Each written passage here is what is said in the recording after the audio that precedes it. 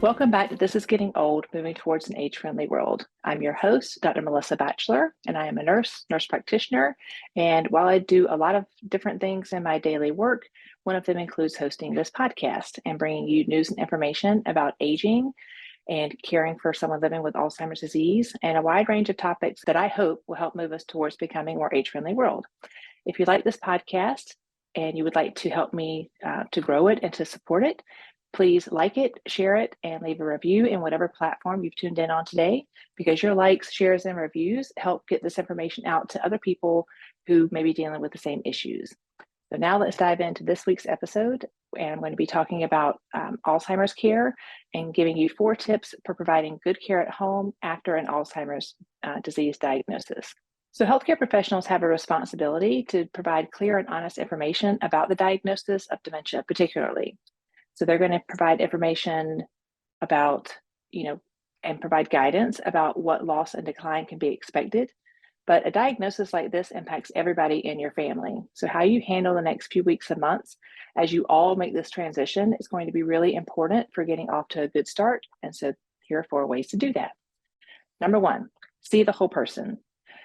So it's really going to be important to see the bigger picture, because dementia is a medical condition, but it's not an identity.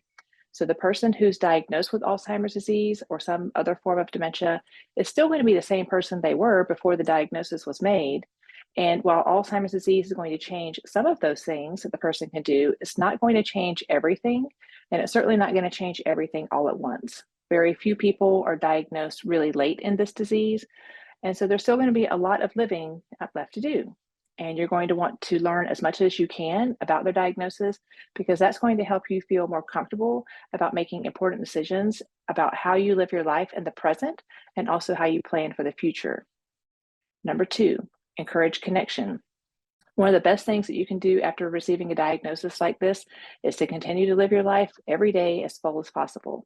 Both you and the person who's been diagnosed need to continue to stay engaged in life and do as many of the things as you can to stay mentally and physically active. Both you and your loved one should try to remain connected to all the things that you're currently involved in, or you may need to find new things to be involved in. And it may include telling people about your loved one's diagnosis and the help and support that they need with some of the different activities. But other ideas for how to remain connected include encouraging your loved one to say yes to invitations. So continue to go to coffee and lunch with friends. You can also seek out a support group, because you're not the only one going through this, and you need other people because no one can do this alone. Being in a support group can not only improve your overall health and well-being, but also that of your loved one. As both of you adapt to the challenges that are happening, you can also volunteer, join clubs or classes. And the biggest thing is just for both of you to continue to have a routine where you are socially connected. And these routines can be things like visiting your children or grandchildren or remaining active in your church. Number 3, focus on strengths and ability. So every person living with dementia is going to experience this disease in a different way. And there will be some losses over time, but there's still going to be a lot of strengths and abilities that there are going to be things that this person can do. So don't assume that just because the person has now been given this diagnosis that it automatically means they can't do things that they used to do, or they can't make decisions, or they're no longer able to learn new things. So one way to help both of you to be mindful of this is to create a list of current abilities and skills that the person living with dementia still has. And in doing this, be sure to include that person in the discussion as much as possible. And typically people lose their ability to manage their instrumental activities of daily living before they lose their ability to manage their activities of daily living. So instrumental activities of daily living are things like cooking, cleaning, driving, doing laundry, and managing finances. And each day you're going to have to kind of do an assessment of what this person can still do and encourage them to cook with you, if they can drive back and forth to a particular store that they've been doing for a long, long time, they can continue to drive until it's obvious that they're no longer able to drive. And I have another podcast about when it's time to take the keys. They can still manage finances. They may just need for you to check behind them.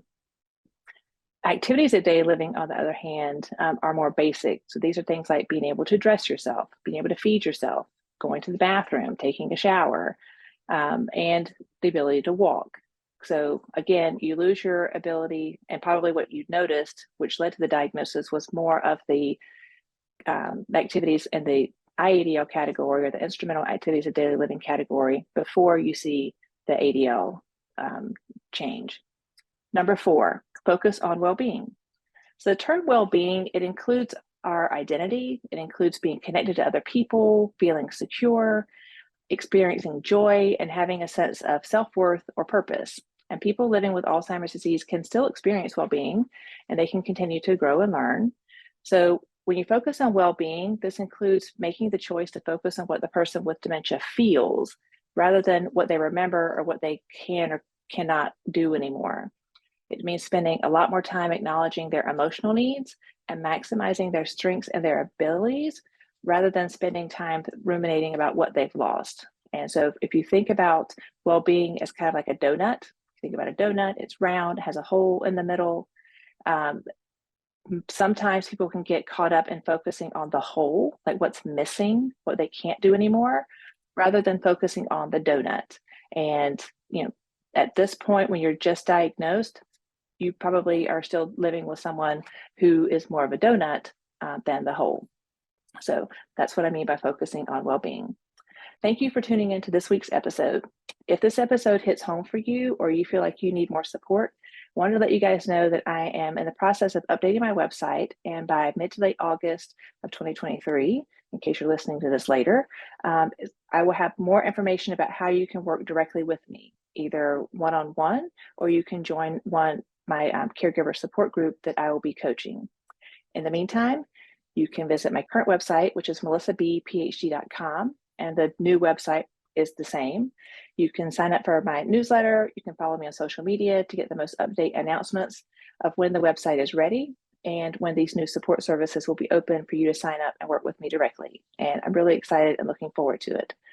And don't forget to like, share, and leave a review of the podcast to help get this information out to more people who need it. Thank you so much. Thank you so much for listening to this week's episode. You can check out other episodes on this platform or visit my website at MelissaBphd.com. Thanks to listeners like you, in the first 18 months of This Is Getting Old, we have reached a ranking of top 10% globally, and I cannot tell you how much I appreciate your support in making that happen. I'm also really excited to let you know that you can now work with me directly, either one-on-one, or you can join one of the groups that I coach. Particularly if you're an adult child dealing with an aging parent, or a caregiver trying to manage the complexities of someone living with Alzheimer's disease. In the show notes, you can also find information about how to reach out and contact me directly, and I hope to work with each of you very soon as we discover and share more ways to make the world more age-friendly for everyone. My website also has information about how to contact me for speaking engagements, or if you have someone you'd like to recommend as a show guest for This Is Getting Old. If you have a product or service in the aging space that you would like to advertise and or sponsor an episode, there's more information about that on my website. And you can also find books and courses that I've developed and learn more about the products and services that I recommend. So don't forget, if you like the podcast, the best way to help me grow and support it is to like it, share it, and leave a review in whatever platform that you've tuned in on today. Your likes, shares, and reviews help increase my rating and my rankings, and also help other people find the podcast. I look forward to reading your reviews and hearing from you.